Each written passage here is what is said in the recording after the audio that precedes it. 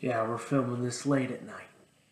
Um, so I spent 12 hours roughly the last couple days. Today I watched phase 1 of the MCU. Yesterday I watched a majority of the DC extended universe. I watched Man of Steel, Batman v Superman, Dawn of Justice, Suicide Squad, Wonder Woman, Justice League, and Aquaman. And something I noticed that is different between the two is the MCU has the exact same amount of directors as the DCEU films over the course of 29, but they planned for that. And the DC Extended Universe did not plan ahead. First two were planned together, but the problem is they brought characters in the DCEU before they were ever in their own film beforehand. When you look at the DCEU, while it is like a comic book where everybody has their own comics, everybody has their own movies, every team has their own movie, it's so disjointed because they didn't come up with the cohesive narrative for the entire series before they brought the team together. Whereas in the MCU, you started off with Iron Man, then you had the Incredible Hulk, which I can see why they changed that Bruce Banner to Mark Ruffalo, but whatever. Then you have Iron Man 2, then you have Thor, then you have Captain America the First Avenger, then you have the Avengers, which is the team up, the culmination of all the characters coming together in one cohesive unit. In Iron Man 1, you have Iron Man, Pepper Potts, and Nick Fury at the very end. In the Incredible Hulk, the only person that really matters throughout the entire thing is the Hulk for the film. Nothing else from that film is brought up other than the joke where the Hulk wrecked Harlem at the end of the film against the Abomination. General Ross does come in later on in the MCU, but he doesn't really have anything to do with the initial acts. Number 3, we have Iron Man 2, which introduces Rhodey, which is in Avengers 2 Age of Ultron for the first time as an Avengers member. We have Black Widow, which is in Avengers 1, 2, 3, and 4.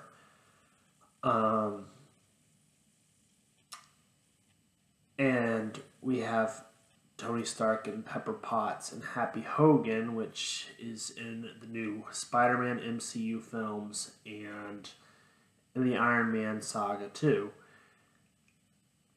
And then you have Thor, which introduces Thor. Coulson is in Iron Man 2 for the first time as well.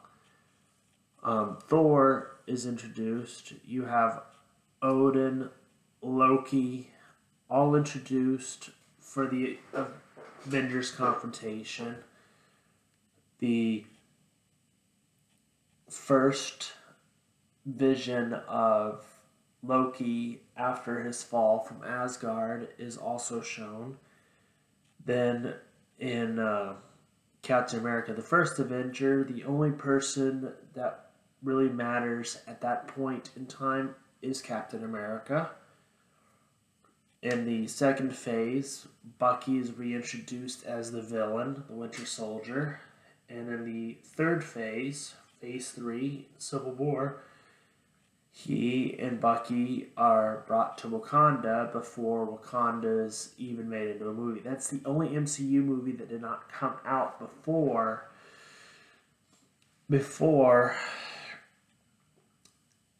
we actually saw the main protagonist of that film series. So Black Panther came out after Captain America Civil War, and so that's the only movie that was ever so slightly disjointed from the rest of the franchise. But other than that, everything else was like clockwork. It all ran into one another almost seamlessly. And the thing is, DCEU could have done that too with enough planning. If they had done, let's see. So if they had done Man of Steel, had Batman v Superman Dawn of Justice be only between Batman and Superman, no bringing back the Kryptonian monster, no Diana, Wonder Woman, none of that. If they had just kept it between Batman and Superman, based off of a Batman revenge story for Superman killing a lot of his co-workers as Bruce Wayne, that would have been fine by itself. So you could have had Lex Luthor moving the pieces together to have the final confrontation, but really those three characters are the only three characters you should really have a main focus towards. Wonder Woman should not be in Dawn of Justice. Then if you would have done, instead of Justice League, you did Wonder Woman before you did Justice League, so that one's good. If you would have done Aquaman before Justice League, I would have thought much more highly of it, even though they did bring back from the dead Superman. I still would have thought more highly of it if you had had all the main narratives for those characters done first. And the Flash movie's not supposed to be released until 2022. Something's odd there. You would think that they would actually have had the Flash before in movie form instead of a TV show where you had to catch up on the Flash before he shows up in the film. Just my thinking. I don't really like ordering subscription services just to figure out the backstory of different characters or find out info for future films. I really don't like that. If I'm going to subscribe to Disney Plus, it's going to be for the Star Wars shows. I really don't want to do it just for the necessity of watching a film or renting a movie that should be released on a DVD or Blu-ray as well. Or should be released in theaters. So there are different pros and different cons for the different film franchises, but I'm exacerbating. Sorry. So I spent 12 hours on the DCEU and the MCU.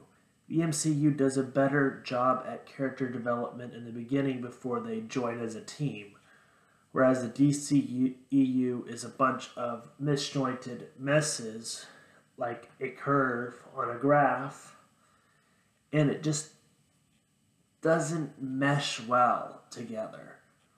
It's like they brought all these different stories from DC Comics and couldn't combine them in a form that made sense in the way that they were presenting the films. Whereas Marvel, which God bless their founder, or God bless their first creative lead, which is unfortunately gone from this world. God rest ye in peace. What's his name? Stan Lee. We loved your cameos. We loved your movie. We loved your cameos in all the Marvel movies. But anyway, what I'm trying to say is the point is when you have something that is believable in a sense, and something that is superhuman but is so disjointed that it takes you out of the experience. That's the difference between Marvel and between the MCU and the DCEU. The difference is one is based off of science, the MCU, and one is based off of some science fiction, some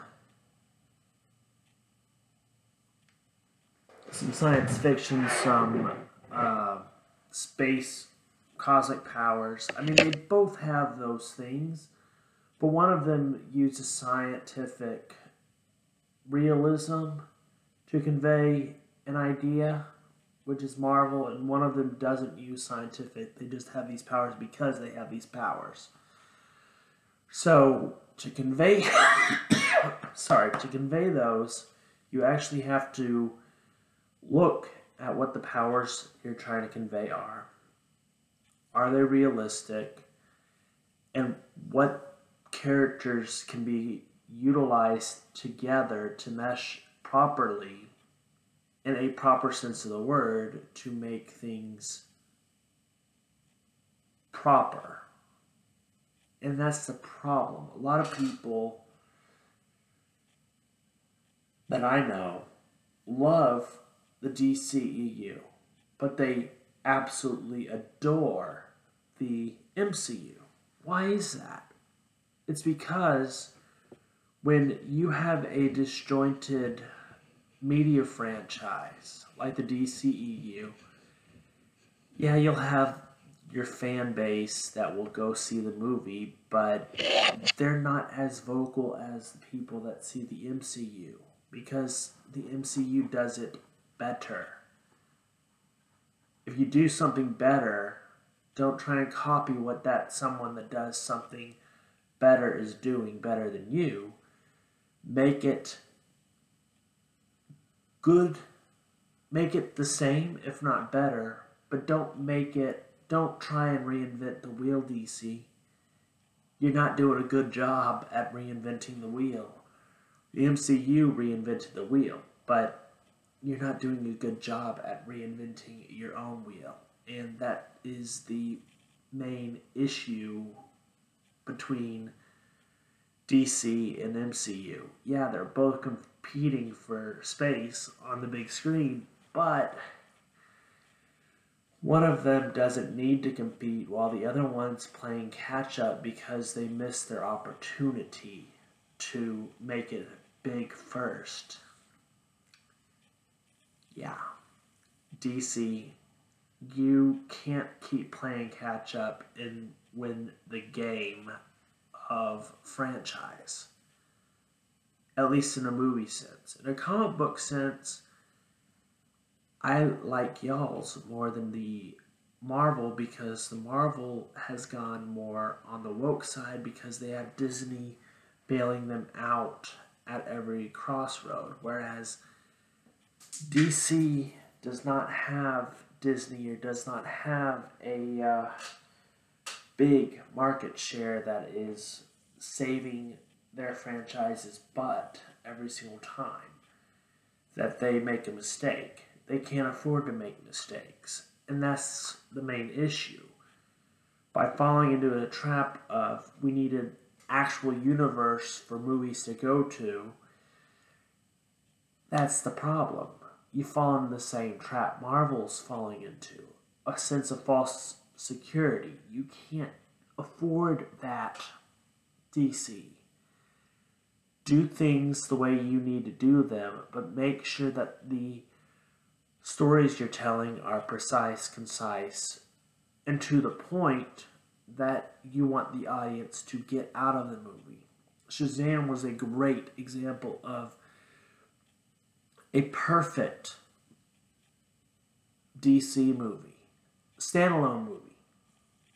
The original Batman, great standalone movies. Together they are okay, but they're not the best. Christian Bale's Batman was definitely way better than that. Ben Affleck did an okay job. He was never good at any of the superhero roles to begin with. But I will absolutely go with the fact that he did an excellent aged Batman detective type. He was great at that. But the problem is you had so many other characters that took away from the main story in Batman v Superman Dawn of Justice that it really broke the story about 3/4 of the way through. You could have cut a quarter of the movie and a quarter of the characters that were in that movie, and it would have been the same movie, but without a lot of true loss. You could have had, instead of Superman being the one to defeat the giant Kryptonian monster that was made from the Kryptonian ship, you could have just had Superman be near the kryptonite long enough to go comatose. He didn't have to die. But he could have gone comatose for 5 years, where Justice League would have taken over from there. Because in the comics, Superman can go comatose, and if he's too close to a red star, he will die because he can't use his superpowers by a red star. So those are the only two ways that he's weakened by kryptonite, and it takes his body enough time to heal. Sometimes in the comics he's out for 6 months after a kryptonite blast. Sometimes he's out for 5 years after a kryptonite blast. Sometimes he actually does die. But I would have preferred that he just be comatose for 5 years, where the events of Justice League take place 5 years later. They don't have to bring him back to life. They don't have to have all the additional quest stuff that you would have in an RPG just to complete a task. I mean, you can defeat Steppenwolf, but you could have also defeated him without Superman. I don't see, other than him having to be there in the movie, because it's Justice League, there was no reason to bring Superman back. So therefore, he should have just been comatose. He should have just been comatose in a chamber in the Batcave. That would have been an excellent way to, keep him alive, keep him in a healing solution, but have him be imprisoned in a shield outside of the glass jar of kryptonite. So it keeps his body stable, but it also drains all of his power to where, and that for me would be an awesome way for Batman to say, hey, we need your help. I'm going to turn off this array. Don't kill me. But hey, we need your help to defeat this bad guy. You're already here. You've already heard everything. Come on out and let's play. But that's the problem. They didn't think that far ahead. They said, okay, we're going to kill off Superman. Oh, wait, when we need to bring him back, we've got to bring something into the film that can bring people back to life. What is it? Oh, it's the boombox. The boombox from What's his name? Oh, God. I cannot remember his name. He's the guy from the Fire Planet, but I can't remember his name off the top of my head. Um, Let me know in the comments down below if you know. But the boombox doesn't bring people back to life. It creates portals to worlds, or it creates portals to alternate timelines. It doesn't bring people back from the dead. So how they got Superman back from the dead, even with the power from the boombox in the Kryptonian ship, he should have become a monster then and there. It's an unnatural way of bringing people back to life, even if Superman could have brought back to life from the Kryptonian ship. It still is kind of iffy, as the Kryptonian ship looks different from movie to movie. They didn't even do a good enough job making the Kryptonian ship look the same in each film. Different areas of different sections of disrepair. They couldn't make it look the same in every single movie, really. And it's just those minute, finite details that makes or breaks a combined movie franchise like the MCU or the DCEU. And the DCEU's been trying to copy Marvel for 5 years and have not really put a dent into it because their storylines aren't so cohesive. You need a cohesive story, you need a reason for people to come see the movie, and you need to get rid of that woke marketing, DC, if you're going to have success in your movie franchises. Your woke marketing is what is killing your back end. You can't copy Marvel and expect the same results. Disney has a lot of money that they can put towards marketing. And if the marketing fails, the movie will still find some success, some way. But you don't have that kind of money to be doing marketing that doesn't do you any good. Yes, the Harley Quinn film, whatever that was, it was a fun ride, but it was marketed piss poorly. It was marketed so bad that I invited 5 of my friends, and me and only one other person actually went to go see the movie from work. It was that bad. And I gotta tell you, if you're going to bring Black Mask into Birds of Prey, you should have had Batman be in Birds of Prey. If you're going to do Birds of Prey, it needs to be the 4 main cats of Birds of Prey. Harley Quinn could have been in Birds of Prey, but she wasn't part of the original Birds of Prey. So really, you should have cut your losses right there. Birds of Prey is Black Canary, Huntress, the magician lady, I can't remember her name, and I remember there being one other one, and I can't remember it off the top of my head.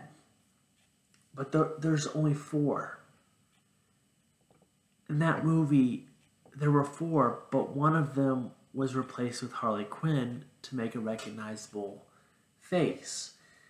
And Black Mask isn't against the Birds of Prey. You know, he's an idealist, but he's not the Joker. He's not quite as evil as a Joker, but he's the biggest arms dealer in Gotham. So therefore, he does business with all sorts of gangs. But the problem is they're not buying weapons in the movie. They're using melee objects in the movie. And it's just, why? Why use melee objects when you've got when it's been shown that Batman will try and kill anybody that he has, especially in the DCEU. In the actual comics, he doesn't kill anybody. He just does what he needs to do to incapacitate them and catch them and take them to Arkham. But he's going to end up murdering people for no reason. And that's part of the problem. The MCU follows the story arcs of the comics full to completion over 3 arcs. Think about 60 comic book issues put into 3 arcs. The DCEU can't even get 1 arc without fudging up the mess. I mean, I could forgive it if they didn't have such a great animated movie catalog, animated television show catalog, and animated storylines that if they would have followed them to the T, the animated movie, but in live action, it probably would have worked a lot better. So, Superman versus Batman Dawn of Justice in the Batman v Superman is technically the Batman Return to Gotham comic book after the Justice League disbanded and Superman is the only superhuman left to fight battles because he's now property of the US government. Batman wants to keep fighting crime, but he's retired. So there's all sorts of ways you could have done it. You could have had Batman be retired. You could have had the conflict pull up after the events of the Justice League movie. You could have had all sorts of methods to the madness to when things got done. Sorry I keep looking out my window, but I keep seeing things and hearing things right outside the window and whatever. Animals, late night animals, possibly deer, staring back at me through the window. I don't know. Either way, there's a lot of things people can do to make these movies better, but the problem is they're not focused on making them better or even a more cohesive storyline. They're more focused on making money, and they're failing at that. DC's failing at that. Marvel, on the other hand, is making money in spades no matter which method they go with. Whether it's their streaming platform or whether it's their actual movies that they're making money off of. Now, what I would like to see from Disney is all the movies that they're releasing on the streaming service, I would love to see released on DVD and Blu-ray. All their TV show programs after each season, maybe 6 months after the season's done, having them be released on DVD and Blu-ray for consumers that don't necessarily want to pay for the streaming service, but do want to see or watch the movies and television shows. Like, I would love to see The Mandalorian, but I don't want to have to pay Disney a streaming fee to watch The Mandalorian Season 1, Season 2, WandaVision, all that sort of stuff. I would love for them to release it on stream, and then 6 months after it's streamed for the first time, release a physical copy for those that want to purchase the physical copy. Don't just have all your eggs in one basket. For DC, HBO Max is really helping you guys out, but the problem is I would rather watch it, especially since the movie theaters are just now opening up and they're not widely being... People aren't going to the movie theaters to watch movies anymore. I would love for DC just to release their movies on the movie channels, on the television, as, say, a week-long debut of the movie for when it's released, stream it on the main channel. Same thing with Disney. You've got 5 different Disney channels. Why not just stream one commercial free of the movies that you're releasing on your Disney Plus platform, on your Disney channels, for those that don't want to pay for the streaming service but still want to watch the shows? I mean, it makes sense from a business perspective, but I'm not a master of business, so what do I know? But yeah, I would love to see the DCEU movies on HBO, the standard version on HBO. The Marvel movies, maybe you could put them on Showtime or one of the other channels that is not HBO, so that y'all don't have the blocks confused. And have all your streaming TV services on for Disney, because you own Freeform, you own half the channels on the television.